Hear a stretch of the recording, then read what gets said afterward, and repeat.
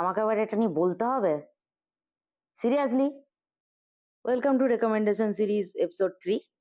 আজকের গল্প metamorphosis, written by জেনজিদের favourite writer Franz Kafka, recommended by স্ক্রিনে যাকে দেখা যাচ্ছে তাকে। এবার এই গল্পটা যদি আমি স্পয়লার ছাড়াও কিছু বলতে যাই, তাও শর্ট ভিডিও ফরম্যাটে মানে সেটা সম্ভব নয়। মানে কিছুতেই মানে এই রিলের ফরম্যাটে এই গল্পটাকে নিয়ে কভার করা সম্ভব নয়। সে করতে গেলে কর্পোরেট কালচার থেকে শুরু করে ফ্রান্স কাফকার জীবনী সব কিছুই কভার করতে হয়, সেটা শর্ট ভিডিওতে সম্ভব নয়। তাই আমি একটা খুব পার্টিকুলার অ্যাসপেক্ট নিয়ে কথা বলতে চাই, যেটা আমার মনে হয়েছে খুব ব্যক্তিগতভাবে। এই যে আমরা বলি যে সংসারে কিছুই তোমার নিজের নয়, কেউই তোমার নিজের নয়। আমরা ভগবত গীতার বাণী কোট করি, আমরা গৌতম বুদ্ধ থেকে শুরু করে শ্রীরামকৃষ্ণ পরমহংসদেবের বাণীকেও কোট করি।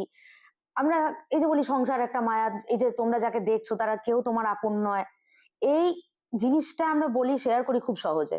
কিন্তু তার যখন কণা মাত্র আমাদের রিয়েলাইজ করতে হয় না, আমাদের মধ্যে অস্বস্তি শুরু হয়। আমাদের মধ্যে একটা কি বলবো, একটা আমরা আমরা বিচলিত হয়ে যাই। এবং সেই বিচলিত হওয়া, সেই অস্বস্তি বা সেই যে শূন্যতা বোধ, তার একটা চেক পয়েন্ট আমি বলবো হচ্ছে গিয়ে এই বইটা। হ্যাঁ, এটা একটা লিটারাল চেক পয়েন্ট, মানে এটা জাস্ট বই নয়।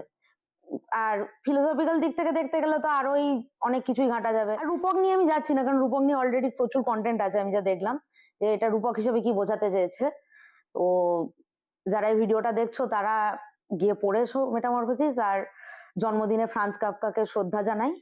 আমি জানি না ওনার কেন মনে হতো যে ওনার গল্পগুলো ছাপানোর যোগ্য নয়, যদি ঘটনাটা সত্যি হয়ে থাকে, কারণ আমি ভেরিফাই করিনি।